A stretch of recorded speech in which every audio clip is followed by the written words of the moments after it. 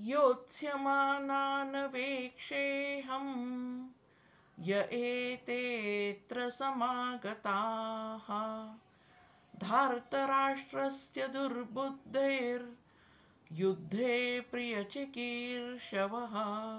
या श्लोकाचा अर्थ आहे की हे जे इथे एकत्र सगळे जमले आहेत ते धृतराष्ट्राच्या दुर्विचारी पुत्राला युद्धात प्रिय वाटेल असं करायला इच्छित आहेत.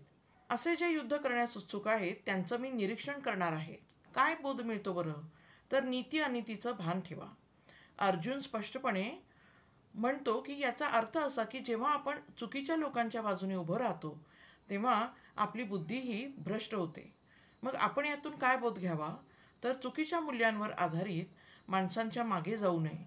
त्यांच्या प्रभावाखाली आपली नीती भ्रष्ट होऊ शकते. अर्जुन युद्ध सुरू करण्याआधी सगळ्यांना पाहू इच्छितो. म्हणजेच तो आधी परिस्थिती समजून घ्यायला तयार आहे.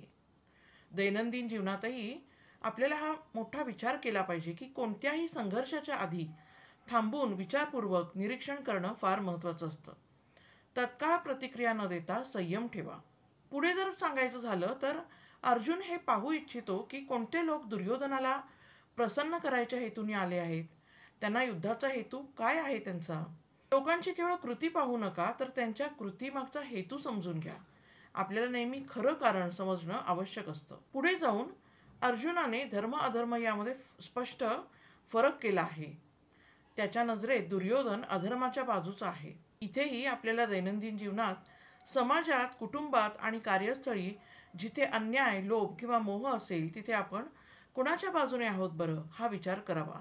धर्म म्हणजे सत्य, न्याय आणि करुणा, त्याच्या बाजूने उभं राहणं हेच खरं कर्म होय. या श्लोकातून अर्जुनाकडून आपल्याला शिकायला मिळतं की आपण कोणत्या हेतूने काही करतो आणि कोणासाठी करतो हे महत्त्वाचं आहे.